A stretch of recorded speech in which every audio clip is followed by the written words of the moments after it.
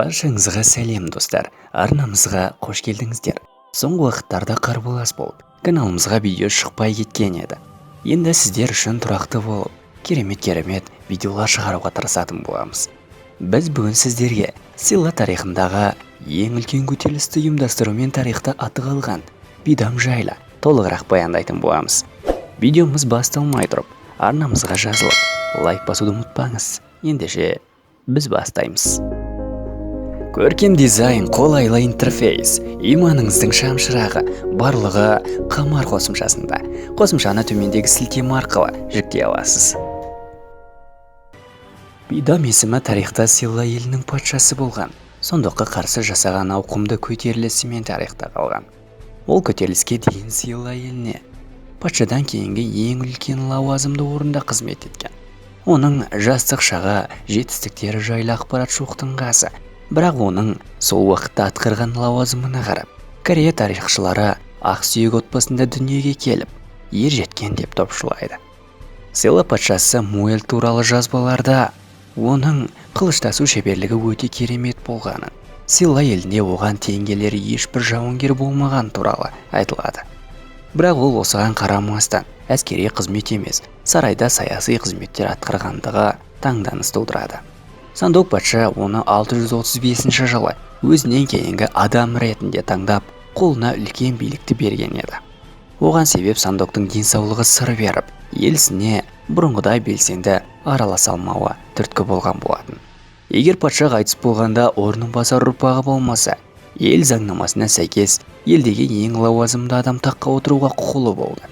Бидамның таққа отыруына ықтималдылығы да осы бір лауазымда орынға келумен арта түскен еді.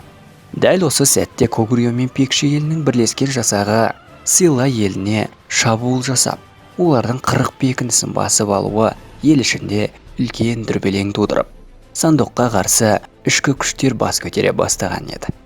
Арада біраз уақыт өткенде сарай уәзірлерінің қолдауына жүгіне отырып, Бидам ел тарихындағы ең үлкен көтерілісті бастайды.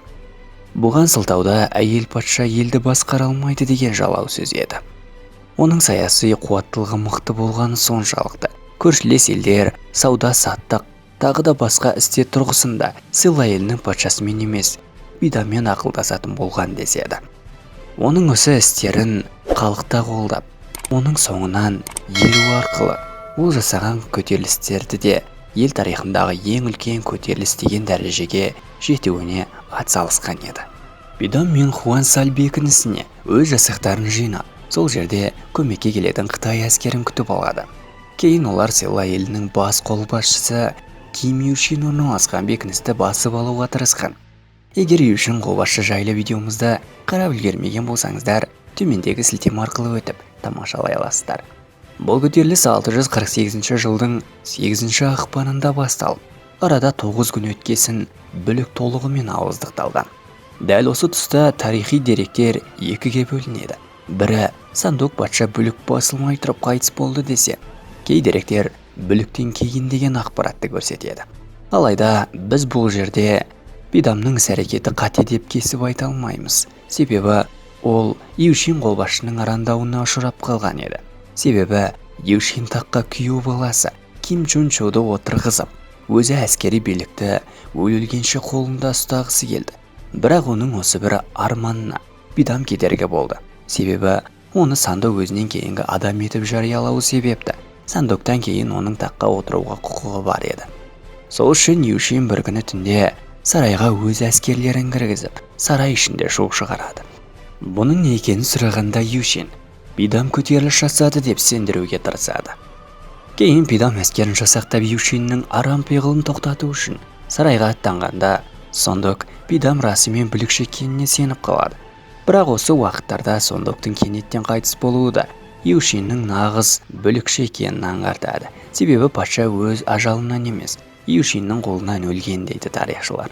Осылайша Юшин бір оқпен екі қоянды бірдей атып, өз жолына қарсы келетін адамдарды өз жолынан ығыстырып тастаған еді.